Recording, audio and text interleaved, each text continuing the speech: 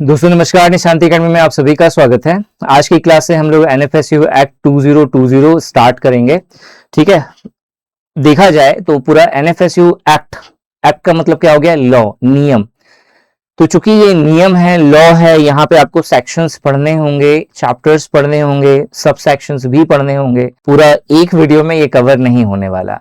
और चूंकि आपके मेंस का पार्ट है ये, चाहे आप एसओ का प्रिपरेशन करें, चाहे डीएसओ का, चाहे असिस्टेंट का, 50 मार्क्स का इससे क्वेश्चन बनेगा। क्वेश्चन जो है इजी टू मॉडरेट लेवल का होगा। इजी इसीलिए होगा अगर आप एनएफएसयू एक्ट जो मैं पढ़ा रहा हूं, अगर आपने अच्छे से कंप्लीट कर लिया, ठीक है, तो फिर ये आपको इजी लगेगा। कंप्लीट आप दो तरह से कर सकते हैं, या तो नोट्स के थ्रू या फिर वीडियो क्लासेस के थ्रू या फिर दोनों के थ्रू। नोट्स जो है आपका अपडेटेड करके डाला है। पहले वाला जो नोट्स जो डाला हुआ था उसमें कुछ सेक्शंस गलत मेंशन थे, और इसके अलावा जो प्रीवियस ईयर क्वेश्चंस पूछे गए थे एसओ में, डीएसओ में, असिस्टेंट में, वो नहीं दिया हुआ था। इस बार वाला आई थिंक 24 घंटे हो गए नोट्स को डाले हुए। इस बार का जो नोट्स है, इस नोट्स में आपका सारा सेक्शन पहले तो बिल्कुल सही है, एरर फ्री पूरा नोट्स है ये। और इसके साथ साथ जो प्रीवियस ईयर क्वेश्चंस हैं एसओ के, डीएसओ के, असिस्टेंट के, एनएफएसयू एक्ट 2020 के तहत उन सभी क्वेश्चंस का विथ सॉल्यूशन जो है इसी के अंदर डाल दिया गया है, ताकि आपको कहीं और भटकने की जरूरत नहीं है, एक जगह पे आपको सब चीज मिल जाएगा। ठीक है, यहाँ पे तो अगर आपने ये पूरा नोट्स और जो मैं वीडियो क्लासेस ले रहा हूं, ये दोनों चीजें अगर आपने कर ली अच्छे से, तो यहीं से क्वेश्चन बनेगा, पेपर आपको इजी लगेगा। लेकिन अगर आपने सिर्फ इतना पढ़ा, मतलब सिर्फ नोट्स पढ़ लिया, और उसके अलावा जो मैं अपडेट दूंगा आपको एनएफएसयू एक्ट 2020 के तहत जो जो नई नई चीजें हुई हैं, कुछ अगर जैसे करंट से जुड़ा हुआ जो टॉपिक है उससे भी क्वेश्चंस कुछ पूछा गया है, अगर आप वो नहीं करके जाते हैं तो आपको थोड़ा सा मॉडरेट लग सकता है। अब लोग यार ठीक था, एक्ट वाला तो क्वेश्चन कर लिया, लेकिन कुछ क्वेश्चंस बाहर से पूछा था। तो बाहर से क्या था, जो चीज अपडेट हुई है इसके अंदर। ठीक है, 2020 का एक्ट है, 26 चल रहा है, तो 6 साल में तो ऑब्वियस है बैठेगा तो नहीं कोई भी, तो उसके अंदर कुछ ना कुछ अपडेट आता है। तो इसके अंदर भी बहुत सारे अपडेट्स हैं, बहुत सारे इंस्टीट्यूशंस को ऐड करा गया है, अफिलिएट करा गया है, तो उन सब के बारे में जानना जरूरी है। ठीक है, जो आपका पेपर आएगा मेंस में, इसमें आपके 5 मार्क्स के, 3 मार्क्स के, 2 मार्क्स के, 1 मार्क्स के क्वेश्चन होंगे। डिस्क्रिप्टिव मोड में पेपर होगा आपका। इसके अलावा 1 लाइनर भी पूछेगा, 2 लाइनर वाले भी होंगे, फिल इन द ब्लैंक्स भी होगा, ट्रू एंड फॉल्स के भी क्वेश्चंस होंगे। ठीक है, तो सब आपको प्रिपेयर करना है और अच्छे से प्रिपेयर करना है। और यकीन मानो, जो मैं क्लास ले रहा हूं, जो मैंने आपको नोट्स दिया है, नोट्स पढ़ के भी आपका पेपर क्लियर हो सकता है। बट अगर आपको लगता है कि नोट्स का लैंग्वेज, चूंकि लॉ है ना, तो कुछ टर्म्स आपको लगेगा कि भाई ये तो कुछ अलग सा बाउंस जा रहा है ऊपर से।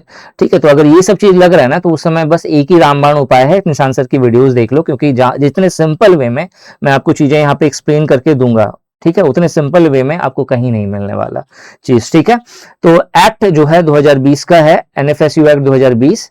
ठीक है, इसके साथ साथ एक चीज और ध्यान देना, यहाँ पे मैंने बहुत सारे माइंड मैप्स बनाए हुए हैं, बहुत सारे सेक्शंस, जैसे बहुत डिटेल में है, तो उतना डिटेल में लिखेंगे तो छोटा छोटा आपको दिखेगा, तो इसके ऊपर मैंने माइंड मैप बनाया हुआ है, शॉर्ट में कैसे याद रखें। तो ये वाला जो पीडीएफ होगा, मतलब जो यहाँ पे स्लाइड दिख रहा है, इन सब का जो पीडीएफ होगा वो वीडियो के साथ ही अटैच होगा। वीडियो के साथ 2 चीजें अटैच होंगी, एक तो जो क्लास वाला पीडीएफ है वो, और उसके साथ साथ एक मॉक टेस्ट हर एक लेक्चर के अकॉर्डिंग। ठीक है, मतलब जितना टॉपिक मैं कवर करूंगा उसके अकॉर्डिंग आपका एक क्विज होगा। आप वो लेक्चर देखिए, नोट्स पढ़िए, चीजों को समझिए, और उसके बाद वो क्विज दीजिए, ताकि आपका ओवरऑल जो है आपको एक आइडिया लग जाए कि भाई मैं किस लेवल पे हूँ। ठीक है, क्लियर होगा भी या नहीं होगा, ये सब कुछ समझ में आ जाएगा। ठीक है, एनएफएसयू एक्ट 2020 के बारे में जब हम लोग बात करते हैं, तो इसके अंदर 8 चैप्टर हैं टोटल। ठीक है, और 8 चैप्टर के अलावा, मतलब इन 8 चैप्टर्स में टोटल 56 सेक्शंस को कवर करा गया है। ठीक है, 56 सेक्शन। तो अब यहाँ पे सबसे पहले क्वेश्चन यही दिमाग में आएगा आपका कि सर पूरा का पूरा 56 सेक्शंस जो है वो याद करने हैं, या इसमें से कुछ छोड़ना भी पड़ेगा। देखो, समझदारी यही है कि आपको सारे 56 सेक्शंस के बारे में मालूम होना चाहिए, बट अगर नहीं भी मालूम है तो वे सारे सेक्शंस तो पता होने चाहिए जो थ्रू आउट वीडियो लेक्चर मैं बोलूंगा कि भाई ये इंपॉर्टेंट है, इसको पढ़ लेना। ठीक है, लेकिन इसका कोई दूसरा राय नहीं है, मतलब जिसको बोलते हैं ना, अगर कोई ये सोच रहा है कि सर मुझे कुछ ऐसा दे दो कि 52 में मैं कम से कम 8 या 10 ही सिर्फ जो है सेक्शंस याद करूं और उसी से जो है मेरा नैया पार हो जाए, तो वो चीज नहीं होगा। ठीक है, आपको यहाँ पे बहुत सारे सेक्शंस होंगे जो आपको पूरे ध्यान में रखने हैं। ठीक है, स्टार्ट करते हैं इसको, प्रवचन बहुत हो गया। सबसे पहले बात करते हैं व्हाट इज एनएफएसयू एक्ट 2020। ठीक है, एनएफएसयू एक्ट 2020 क्या है? तो national forensic science university act 2020 को पार्लियामेंट ऑफ इंडिया ने पास किया और इसे प्रेसिडेंट ऑफ इंडिया का एसेंट मिला। ठीक है, स्वीकृति मिली कब? 28 सितंबर 2020 को। ये इस एक्ट के तहत, मतलब ये जो एक्ट लाया गया, इस एक्ट के तहत इंडिया में नेशनल फॉरेंसिक साइंस यूनिवर्सिटी, जिसे हम लोग एनएफएसयू भी कहते हैं, इसकी स्थापना की गई। और सबसे इंपॉर्टेंट यहाँ पे बात है कि एक टैग जो है एनएफएसयू के साथ यूज किया गया। ठीक है, और वो था इंस्टीट्यूशंस ऑफ नेशनल इंपॉर्टेंस। मतलब एनएफएसयू को institutions of national importance declare कर दिया गया। अब ये इंस्टीट्यूशंस ऑफ नेशनल इंपॉर्टेंस का मतलब क्या है? देखो, इसका मतलब है एनएफएसयू कोई ऑर्डिनरी यूनिवर्सिटी नहीं है। ये एक ऐसी यूनिवर्सिटी है जिसका काम केवल डिग्री प्रोवाइड करना नहीं, बल्कि इंडिया में forensic science, cyber security, digital forensics, behavioural science, criminology और लॉ के फील्ड में नेशनल लेवल एक्सपर्ट्स तैयार करना है। सिंपल वर्ड में कहें, सिंपल शब्दों में अगर इसको समझा जाए तो एनएफएसयू का मिशन है क्राइम इन्वेस्टिगेशन को साइंस बेस्ड बनाना। ठीक है भाई, क्लियर हो गया होगा एनएफएसयू एक्ट क्या है एक्चुअल में। अब देखो, ये ऐसा एनएफएसयू ऐसी संस्था नहीं है जिसको अचानक से बनाया गया। इसके पीछे जो है दो इसके प्रीडिसेसर्स, प्रोनाउंसिएशन हो सकता है गलत होगा मेरा, प्रीडिसेसर्स, ठीक है, इंस्टीट्यूशंस है, मतलब इसके पूर्वज भी हैं। दो इसके पूर्वज हैं जिन्हें मिला करके, जिनको मर्ज करके एनएफएसयू की स्थापना की गई। ठीक है, देखो एनएफएसयू के ये जो दो मतलब एनएफएसयू अचानक से नहीं बना, इसको मर्ज किया गया है। मर्ज करके दो इंस्टीट्यूशंस को मर्ज करके एक एनएफएसयू संस्था बनाई गई। अब ये दो इंस्टीट्यूशंस कौन है? पहला है Gujarat forensic science university Gandhinagar, जो 2008 में स्टेब्लिश करा गया। और ये जो है आपका फॉरेंसिक साइंस के लिए एक डेडिकेटेड स्टेट यूनिवर्सिटी था। ठीक है, 2008 में, उसके बाद मतलब 2008 में स्टेब्लिश हुआ। ठीक है, दूसरा था Loknayak Jayaprakash Narayan national institute of criminology and forensic science. कहां पे है ये? न्यू दिल्ली, मतलब कहां पे था ये? न्यू दिल्ली में था। ठीक है, यह इंस्टीट्यूशंस 1972 में 1972 में मिनिस्ट्री ऑफ होम अफेयर्स के अंदर एस्टेब्लिश करा गया था इसको। और इसका काम क्या था? क्रिमिनोलॉजी और फॉरेंसिक साइंस पे ये रिसर्च करता था, मतलब उससे जुड़ा हुआ ये काम देखता था। अब सोचिए, एक इंस्टीट्यूशन गुजरात में है जो फॉरेंसिक साइंस पे काम कर रहा है, और दूसरा दिल्ली में है जो क्रिमिनोलॉजी और फॉरेंसिक स्टडीज पे काम कर रहा है। दोनों का पर्पस ऑलमोस्ट अगर देखा जाए तो सेम ही है। ठीक है, तो अब देखो, दो अलग अलग इंस्टीट्यूशंस अगर स्टेट लेवल पे काम कर रहे हैं लेकिन नेशनल लेवल पे कोई काम नहीं कर रहा है, तो कहीं ना कहीं तो दिमाग में है ना कि भाई नेशनल लेवल पे कुछ नहीं है इससे जुड़ा हुआ। तो इसीलिए गवर्नमेंट ने सोचा कि अलग अलग रिसोर्सेस, अलग अलग सिस्टम और अलग अलग एफर्ट्स की जगह पे एक पावरफुल नेशनल यूनिवर्सिटी बनाई जानी चाहिए। और बेसिकली ये जो प्रोजेक्ट था ना, ये मोदी जी का था। ठीक है, मोदी जी का ही जो है गुजरात मिशन, जब वो थे 2020 में, उसी समय से वो सोच रहे थे कि भाई इस चीज पे काम करना चाहिए, जरूरत है, डिमांड है इसकी। ठीक है, तो उस समय का जो 2020 में आई थिंक मोदी गवर्नमेंट ही था, आई थिंक मोदी गवर्नमेंट ही था। ठीक है, तो उसने जो है क्या करा, दोनों यूनिवर्सिटी को कि भाई इधर उधर खुद को मत, दोनों को मिलाया, दोनों को मर्ज करके जो है पैदा करा किस चीज को? एनएफएसयू को। ठीक है, नेशनल फॉरेंसिक साइंस यूनिवर्सिटी को। अब यहाँ पे फिर क्वेश्चन बनता है कि एनएफएसयू बनाने की जरूरत क्या थी? ठीक है, नेशनल लेवल का इंपॉर्टेंस जो है चाहिए था, लेकिन क्यों चाहिए था? हो सकता है ना क्वेश्चन, क्यों चाहिए भाई नेशनल लेवल का इंपॉर्टेंस? ठीक है, स्टेट लेवल पटना यूनिवर्सिटी है भाई, तो अपने में पटना यूनिवर्सिटी है, एक अपना रुतबा है उसका। ठीक है, तो इसको एक नेशनल दर्जा या नेशनल लेवल पे किसी चीज को लाने का क्या मतलब पर्पस क्या था? ये चीज समझना बहुत जरूरी है। अगर ये समझ में आ गया तो सारा खेला समझ में आ जाएगा। तो देखो, अगर आप समझोगे, ठीक है, national forensic science university, forensic science में कहीं ना कहीं क्रिमिनोलॉजी आता है। ठीक है, क्राइम के ऊपर में रिसर्च चलती है कि क्राइम जो है, क्राइम को कैसे कैसे रोका जा सकता है और क्राइम किस तरीके से इवॉल्व हो रहा है। पहले जो है अगर देखा जाए, क्राइम इन्वेस्टिगेशंस जो है वो मोस्टली विटनेस पे, कॉन्फेसेशन क्या बोलते हैं यार इसको, कन्फेशन पे, ठीक है, या फिजिकल एविडेंस पर डिपेंड होती थी। कन्फेशन मतलब कुछ चीज कन्फेस करवा देना, ठीक है, पूरा प्रोनाउंसिएशन थोड़ा सा अटक रहा है मेरा, ठीक है, विटनेस हो गया, कन्फेशन हो गया, या फिर फिजिकल एविडेंस पे जो है ये चीज डिपेंड करती थी। जैसे आप समझो कि एक टाइम था कि भाई गीता पे हाथ रख के कहो कि आप जो भी कहोगे सच के सिवा कुछ नहीं कहोगे। पता चला वो गीता पे हाथ तो रखा लेकिन सच नहीं बोला, ठीक है, ये होता था। लेकिन अब जो है मतलब वो दौर चला गया, अब जो है जो क्राइम भी इस ये भी बहुत लेवल पे इवॉल्व हो रहा है, ठीक है। अगर देखा जाए जैसे क्राइम आजकल के समय में मोस्टली क्राइम जो है डिजिटल हो गया है, साइबर फ्रॉड हो रहे हैं, ऑनलाइन स्कैम हो रहा है, डिजिटल पेमेंट फ्रॉड चल रहा है, डीप फेक चल रहा है, साइबर टेररिज्म चल रहा है। मतलब लोग टेररिज्म फैला रहे हैं, वो साइबर जो है आपका साइबर के थ्रू मतलब सोशल मीडिया के थ्रू जो है फैलाया जा रहा है, ठीक है। इसके अलावा नारकोटिक्स नेटवर्क चल रहा है, ठीक है, काउंटर फीट करेंसी चल रही है, डीएनए बेस्ड जो है क्रिमिनल जो है ट्रैकिंग चल रही है।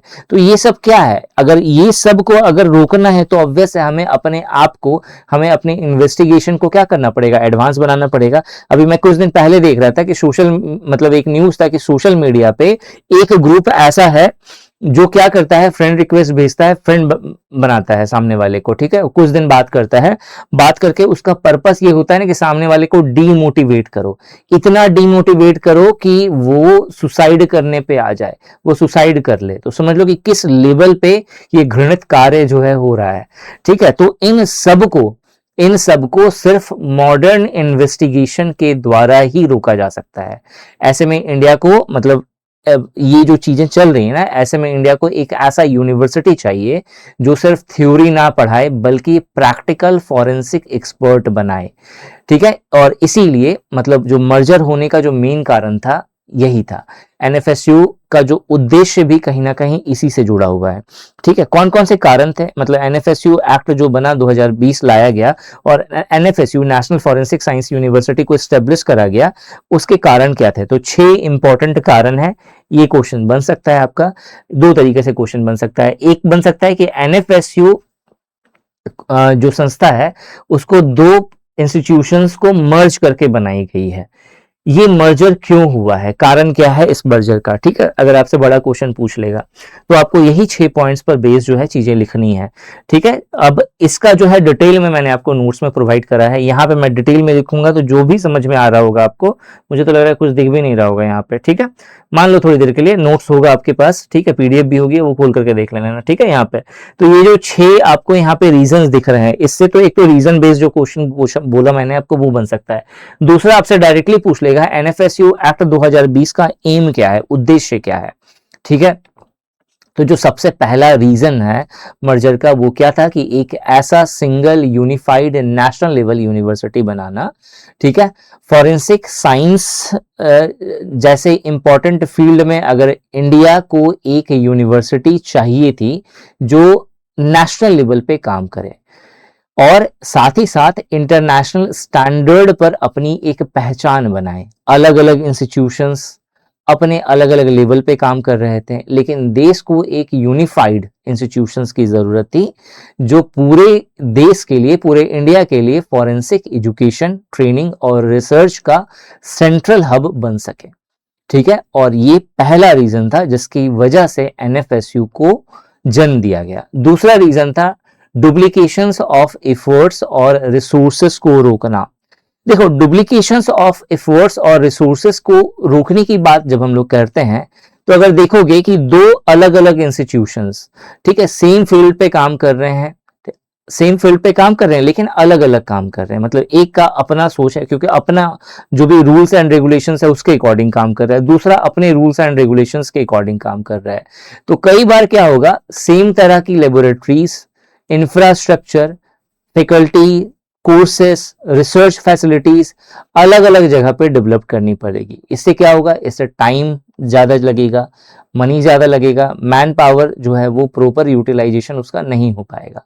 इसीलिए गवर्नमेंट को ये लगा कि दो इंस्टीट्यूशंस के स्ट्रेंथ को अगर कंबाइन करके एक पावरफुल और इफिशिएंट यूनिवर्सिटी बनाई जाए तो वो ज्यादा इफेक्टिव होगी।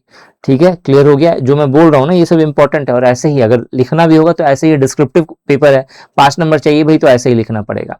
तीसरा जो रीजन था, तीसरा रीजन क्या था? तीसरा रीजन था फॉरेंसिक साइंस और उससे जुड़े हुए सब्जेक्ट को एक छत पे, एक रूफ के नीचे लेकर के आना।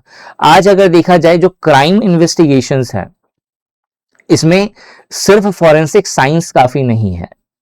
क्रिमिनल्स बिहेवियर को समझने के लिए अप्लाइड बिहेवियरल साइंस चाहिए। मतलब भाई जो क्रिमिनल है ना उसका साइकोलॉजी क्या है इस चीज को जानना जरूरी है, मानसिकता उसकी कैसी है इस चीज को समझना जरूरी है, क्राइम किया है तो किस सिचुएशन में किया है, मेंटल स्ट्रेस किस तरीके का था, या फिर साइकोलॉजी मतलब मेंटल डिसऑर्डर है, साउंड माइंड है या नहीं, ठीक है, किस तरीके के प्रेशर पे या किस तरीके का सर्कमस्टेंसेस पे वो क्राइम किया है, इस सब चीज को जानना जरूरी है। इसके अलावा जो क्राइम पैटर्न है इस पैटर्न को समझने के लिए क्रिमिनोलॉजी की स्टडी आपको करनी पड़ेगी।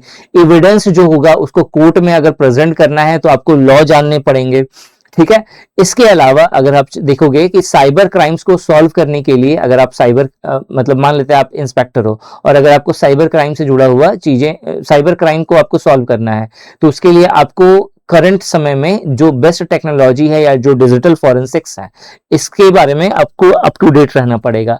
तो कहीं ना कहीं इन सब चीजों को, ठीक है, इन सब चीजों को एक जगह पे लेकर के आना जरूरी है। मतलब एनएफएसयू को मल्टी डिसिप्लिनरी इंस्टीट्यूशंस बनाया जाना चाहिए। मतलब एक ऐसी संस्था जो अलग अलग सेक्टर्स पे, मतलब एक ही चीज से जुड़े हुए अलग अलग सेक्टर्स पे काम कर सके, जहां फॉरेंसिक साइंस हो, बिहेवियरल साइंस हो, क्रिमिनोलॉजी हो, लॉ हो, एलाइड टेक्नोलॉजी हो, इन सबको स्टडी कराया जा सके, मतलब इन सबको एक रूफ के नीचे लाया जा सके। ठीक है, एक तो ये रीजन था। चौथा जो रीजन था वो था सेंट्रल इंस्टीट्यूशनल फ्रेमवर्क। अब ये सेंट्रल इंस्टीट्यूशनल फ्रेमवर्क, देखो नाम में सब कुछ है। सेंट्रल मतलब सेंट्रल गवर्नमेंट का, यानी कि पूरा यूनियन का, पूरे इंडिया का। इंस्टीट्यूशनल फ्रेमवर्क मतलब देखो इससे पहले क्या था, एक गुजरात का था, एक दिल्ली का था। तो गुजरात फॉरेंसिक साइंस यूनिवर्सिटी जो है वो एक स्टेट लेवल की यूनिवर्सिटी है। ठीक है, लेकिन जो फॉरेंसिक साइंस का जो जरूरत है, जो डिमांड है, क्या सिर्फ गुजरात स्टेट को है या फिर दिल्ली की बात वाले इंस्टीट्यूशंस की बात करें तो क्या सिर्फ दिल्ली को जरूरत है? तो जवाब है नहीं। तो क्या यहीं तक लिमिटेशंस इसका रहना चाहिए? जवाब है नहीं। इसको ऑल ओवर इंडिया में होना चाहिए और इवन इसके कारनामे इतने फेमस होने चाहिए कि ग्लोबल लेवल पे ट्रंप तक जान जाए कि भाई इंडिया का जो फॉरेंसिक साइंस है वो किस लेवल का डेवलप हुआ है, किस लेवल का उन्नत है। तो कहीं ना कहीं नेशनल लेवल, देखो मतलब अगर ग्लोबल लेवल की बात तब होती है ना जब नेशनल लेवल पे कोई चीज काम कर रही होती है। ठीक है, तो कहीं ना कहीं अगर ग्लोबल लेवल पे पहचान बनानी है तो उसके लिए नेशनल लेवल पे आपको बेस्ट बनना पड़ेगा, तभी जाकर के आप ग्लोबल लेवल पे बनेंगे। छोटे से बड़ा होना है।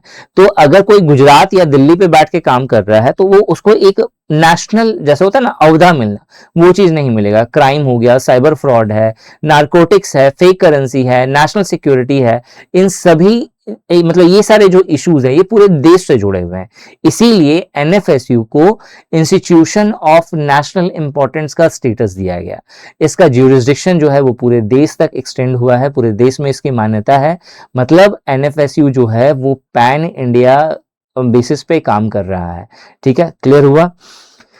नेक्स्ट जो है पांचवा रीजन क्या है? पांचवा रीजन है सेंटर और स्टेट।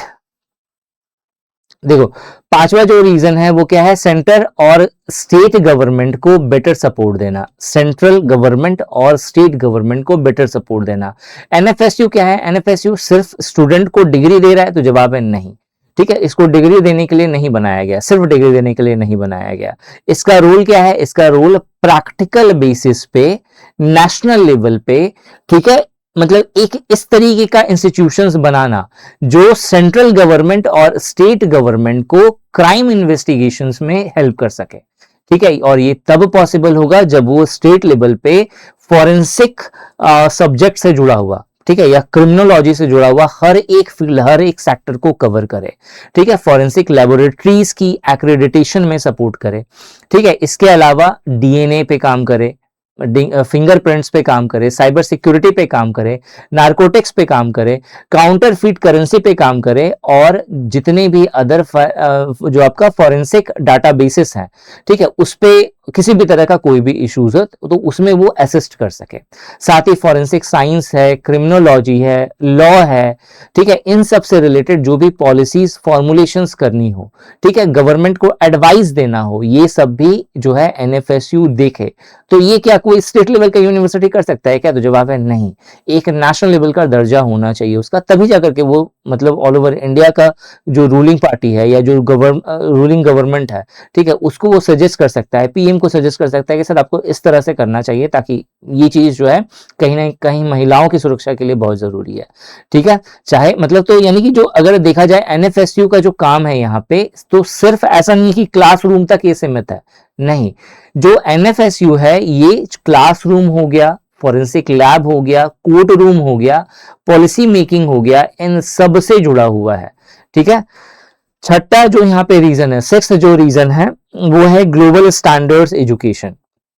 देखो, ग्लोबल स्टैंडर्ड एजुकेशन और रिसर्च फैसिलिटीज को स्टैब्लिश करना, ये सिक्स्थ नंबर का जो है आपका एनएफएसयू सॉरी जो मर्जर है उसका रीजन है, या फिर एनएफएसयू को बनाने का रीजन है क्या, कि ग्लोबल लेवल पे एक दर्जा मिले। देखो, स्टेट लेवल की यूनिवर्सिटी का हमेशा कुछ ना कुछ लिमिटेशंस होगा, चाहे वो फंडिंग से जुड़ा हुआ, सबसे इंपॉर्टेंट तो फंडिंग भी होता है होगा अगर यहाँ पे देखा जाए।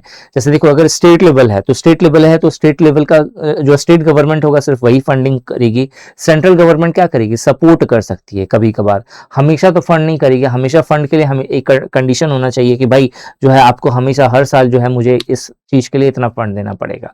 ठीक है, तो वो चीज तब होगा ना जब उस चीज को उस लेवल पे मान्यता दी जाएगी। उस लेवल पे मान्यता देने से बेटर है कि भाई हम तुमको जो है पूरा का पूरा नेशनल लेवल का ही मान्यता देते थे, क्योंकि नेशनल लेवल पे इस तरह का कोई इंस्टीट्यूशंस है नहीं। ठीक है, और नेशनल लेवल का अगर कुछ बन भी जाता है ना, तो कहीं ना कहीं इंटरनेशनल कोलैबोरेशन के ऊपर भी बात आ जाती है कि भाई अगर नेशनल लेवल का बन गया तो इंटरनेशनल लेवल पे एक कोलैबोरेशन हो जाए इसका, अगर वो बढ़िया काम कर रहा है तो इंटरनेशनल ग्लोबल लेवल से कुछ ना कुछ फंड आ जाएगा। उसके साथ साथ जो है ग्लोबल लेवल पे कोई ना कोई जो है कोलैबोरेशन का कंडीशन आ जाएगा कि भाई आप इस फील्ड पे काम कर रहे हैं, इस फील्ड में आप मेरे ये जो सिक्योरिटी क्या बोलेंगे, एक संस्था है जिसमें जितने भी स्टाफ है उनको ये चीज सिखाना है, तो बदले में गवर्नमेंट ने क्या बोला, ठीक है भाई हमको तो मेरा तो काम ही है ट्रेनिंग देना, आ जाओ सबको ट्रेनिंग देते हैं, इतना पैसा लगेगा इतना करोड़ का, ये हो सकता है। ठीक है, तो नेशनल लेवल अथॉरिटी के मामले में अगर देखा जाए तो कोई इंस्टीट्यूशन उस लेवल पे नहीं था, तो इसीलिए एक संस्था थी जिसको एक नेशनल इंपॉर्टेंस का स्टेटस देना चाहिए था, और जो है उसका कहीं ना कहीं ग्लोबल लेवल पे भी स्कोप और रिस्पॉन्सिबिलिटी बढ़े। ठीक है, इस चीज का ध्यान रखते हुए एनएफएसयू को बनाया गया, जो दोनों जो इंस्टीट्यूशन है उसको मर्ज किया गया। ठीक है भाई, देखो एनएफएसयू को अगर देखा जाए जो इसका विजन है, ठीक है, विजन क्या है कि इंडिया में फॉरेंसिक साइंस एजुकेशन और रिसर्च को एक ग्लोबल स्टैंडर्ड तक लेकर के जाया जा सके। ये चीज तब पॉसिबल होगी जब कोई बहुत अच्छे से और बिना किसी रोक टोक के काम कर रहा है। ठीक है, इसका मतलब क्राइम से जुड़ा हुआ हर एक लॉ, हर एक रेगुलेशंस, ठीक है, इसके अलावा अगर गवर्नमेंट को कुछ सजेशन देना हो, इसके अलावा ग्लोबल लेवल पे कुछ चल रहा है उसके अकॉर्डिंग अपनी जो नेशनल लेवल पे उस चीज को डेवलप करना। जैसे मान लो कि एक साइबर, जैसे रैंसमवेयर के बारे में आपने सुना होगा कि रैंसमवेयर जब अटैक आया था, तो जब ग्लोबल लेवल पे जब वो ब्रिटेन में सबसे पहले ब्रिटेन के हॉस्पिटल पे जब उसने अटैक करा था, तो भी जो है दुनिया सतर्क होनी शुरू हो गई। तो उस समय उसको रोकने के लिए क्या क्या करना चाहिए, तो उस पर रिसर्च करने वाला कोई होना चाहिए ना कि भाई ग्लोबल लेवल पे ये चीज हो रहा है, हमारे देश पे ना हो जाए, इसीलिए पहले से बचने का उपाय सोच लो। ठीक है, तो अगर देखोगे, अगर हम लोग सिंपल वर्ड में इसको समझें, ठीक है, कहें तो एनएफएसयू का जो मर्जर है, ठीक है, सिर्फ दो इंस्टीट्यूशंस को जोड़ने का सिर्फ पर्पस नहीं था कि दो इंस्टीट्यूशंस को मिला दो और नेशनल लेवल पे जो है एक एनएफएसयू को स्टेब्लिश कर दो, या इंडिया का जो है क्रिमिनल जस्टिस सिस्टम को साइंटिफिक, मॉडर्न और फ्यूचर रेडी बनाने के लिए जो है एक स्ट्रैटेजिक मूव लिया गया सरकार के द्वारा, गवर्नमेंट के द्वारा। और ऐसे ही थोड़ा बना करके अच्छे से अगर आप लिखोगे पेपर में, तब जाकर के भर भर के नंबर मिलने वाला है। तो इस मर्जर का ठीक है, ये जो मर्ज किया गया दो इंस्टीट्यूशंस को, इस मर्जर का मेन उद्देश्य क्या था? मेन उद्देश्य था कि एक नेशनल लेवल का फॉरेंसिक यूनिवर्सिटी बनाया जाए, रिसोर्सेस को बेटर किया जाए, उसका बेटर यूज होना चाहिए, फॉरेंसिक साइंस और जो रिलेटेड फील्ड्स हैं इनको एक साथ लाना चाहिए, सेंट्रल और स्टेट गवर्नमेंट को इन्वेस्टिगेशंस और पॉलिसीज में सपोर्ट देना चाहिए, और ये तभी पॉसिबल होगा जब इंडिया को फॉरेंसिक साइंस के फील्ड में ग्लोबल स्टैंडर्ड देने वाला, ग्लोबल स्टैंडर्ड तक पहुंचाने वाला एक संस्था हो। ठीक है, इन्हीं सब कारणों से national forensic science university act 2020 को इंडिया में जो है लागू किया गया, और इसमें अगर देखा जाए तो टोटल 56 सेक्शन है, 56 सेक्शंस है, और इन सेक्शंस में से कुछ सेक्शंस हैं जो बहुत ज्यादा इंपॉर्टेंट है। ठीक है, इन सेक्शंस को आपको रटा, मतलब ये सारे सेक्शंस ऐसे होने चाहिए जो पूरा का पूरा मगअप हो, आपका एकदम याद होना चाहिए। ठीक है, मुंह पे, टंग लैंग्वेज पे, क्योंकि जो शॉर्ट क्वेश्चन बनेगा ना उसे सेक्शंस वाला क्वेश्चन बना हुआ है। तो आज की वीडियो में हम लोग जो जो इंपॉर्टेंट सेक्शंस है इस चीज को अभी हम लोग देख ले रहे हैं, ताकि आप इस चीज को याद कर सको कि कौन कौन से इंपॉर्टेंट सेक्शंस है। मतलब ये सब टंग लैंग्वेज में होना चाहिए कि सेक्शन 12 जो है वो यूनिवर्सिटी के अथॉरिटीज के बारे में बात करता है। ठीक है, सेक्शन 30 जो है वो चांसलर की, मैं आपको पढ़ के बता दे रहा हूँ। यहां तक हम लोग स्टॉप करेंगे, और नेक्स्ट क्लास में हम लोग सेक्शन 1 से पूरा का पूरा जो 56 सेक्शन है उसको खत्म करने का जो क्लास वो स्टार्ट करेंगे। ठीक है, तो जो सेक्शन जो 12 है, अभी मैं बहुत सारे ये सारे सेक्शंस को ऐसे नहीं कि बस पढ़ के सुना दिया। ठीक है, अभी मैं आपको सिर्फ बता रहा हूं, बाकी जो नेक्स्ट क्लास होगी उसमें हर एक सेक्शन को खोल के मैं बताऊंगा, पूरा का पूरा याद हो जाएगा, टेंशन मत लो। सेक्शन 12 जो है वो यूनिवर्सिटीज के अथॉरिटीज के बारे में बात करता है। सेक्शन 13 बहुत इंपॉर्टेंट है, चांसलर के बारे में बात करता है, कोर्ट से क्वेश्चन बना था। सेक्शन 14 जो है कोर्ट के बारे में बात करता है, मतलब यूनिवर्सिटी का अपना कोर्ट होता है। ठीक है, वो सारी चीजें जज करता है, तो उसके बारे में सेक्शन 14 के अंदर मेंशन है। बोर्ड ऑफ गवर्नर्स बहुत इंपॉर्टेंट, बोर्ड ऑफ गवर्नर्स के कंपोजिशन के बारे में सेक्शन 15 बात करता है। बोर्ड ऑफ गवर्नर्स के पावर्स के बारे में जो है सेक्शन 16 बात करता है। और यूनिवर्सिटीज के ऑफिसर्स होते हैं, उन ऑफिसर्स का क्या क्या पोस्ट होता है उसके बारे में सेक्शन 20 बात करता है। वाइस चांसलर के बारे में सेक्शन 21 बात करता है। पावर ऑफ वाइस चांसलर के बारे में सेक्शन 22 बात करता है। सेक्शन 24 डीन के बारे में बात करता है। इसके अलावा सेक्शन 25 जो है वो एग्जीक्यूटिव रजिस्ट्रार के बारे में बात करता है। अब यहाँ पे ये इंपॉर्टेंट है, क्यों इंपॉर्टेंट है? क्योंकि जब मर्जर नहीं हुआ था, मतलब एनएफएसयू नहीं बना था, तो उससे पहले जो गुजरात वाला जो इंस्टीट्यूशंस था वहां पे जो पोस्ट थी वो रजिस्ट्रार की ही पोस्ट थी।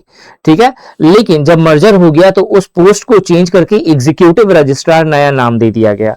ठीक है, तो सेक्शन 25 है वो एग्जीक्यूटिव रजिस्ट्रार के बारे में बात करता है। इसके अलावा सेक्शन 26 जो है ये फाइनेंस ऑफिसर के बारे में बात करता है।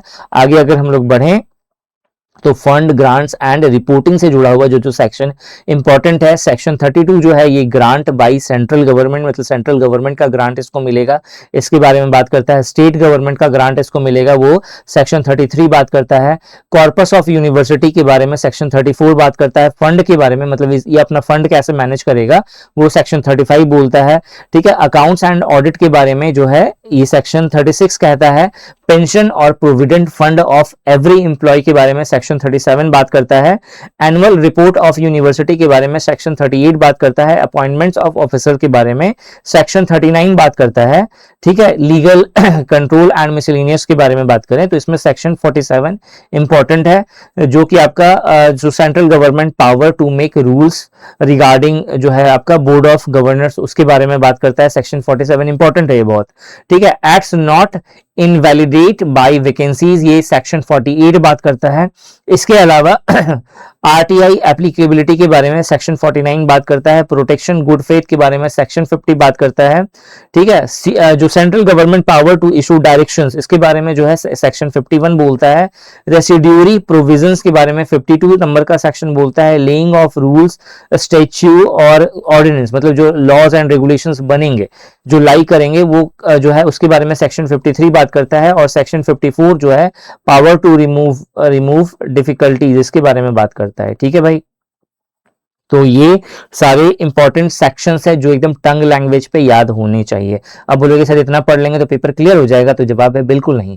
ठीक है, शायद आप एक आध क्वेश्चन कर लो तो कर लो, उससे ज्यादा नहीं करोगे। ठीक है, सो यहाँ तक था। नेक्स्ट क्लास में हम लोग पूरा 56 सेक्शंस जो है कवर करने वाले हैं, सेक्शन 1 से लेकर के एकदम पूरा 56 तक जाएंगे, ठीक है। और नोट्स बनाते हुए चलना। मैं देखो कितना भी आपको नोट्स प्रोवाइड कर दूं, जो पेपर आपको अटेम्प्ट करना है, ठीक है, वो समझ लो डिस्क्रिप्टिव होगा, जो है यहाँ पे ऑब्जेक्टिव क्वेश्चंस रहेंगे, लेकिन जो है जो बड़ा क्वेश्चंस का आंसर जो अच्छे से लिख रहा है, ठीक है, 5 मार्क्स वाला, 3 मार्क्स वाला और अच्छे मार्क्स लेकर के आ रहा है, उसी का सिलेक्शन होगा। और ये तब पॉसिबल होगा जब आप अपना खुद का नोट्स बनाइएगा, क्योंकि जो चीजें मैं यहाँ पे बताऊंगा, जिस तरीके से बताऊंगा, जिस शैली में बताऊंगा, वो शैली में आपको नोट्स में नहीं मिलेगा। नोट्स में आपको यहाँ पे जो टोन मिलेगा ना, वो आपको इस तरीके का मिलेगा, जो लॉ वगैरह सब होता है उस टाइप का, ठीक है। थोड़ा सिंप्लीफाई करा है मैंने, अच्छे से लिखा है मैंने चीजों को समझ करके, लेकिन जो है आपको जो मैं पढ़ा दूंगा वो एक जो दिमाग में छपेगा ना, वो एक अलग इमेज बनाएगा, ठीक है। और जो नोट्स है वो एक अलग इमेज बनाएगा। तो वीडियोस पूरे अच्छे से देखना है, चीजों को समझना है,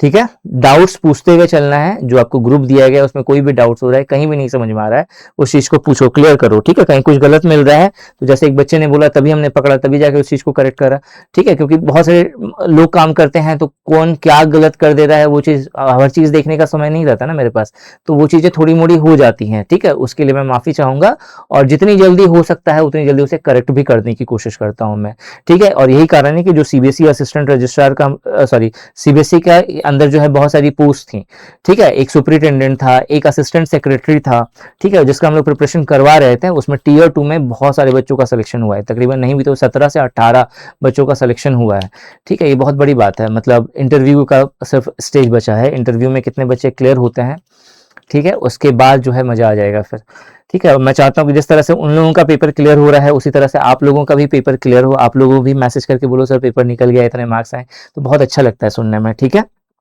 चलो ऐसे ही पढ़ते रहो, अपना ख्याल रखना। Thanks for watching this video and wish you good luck for your paper.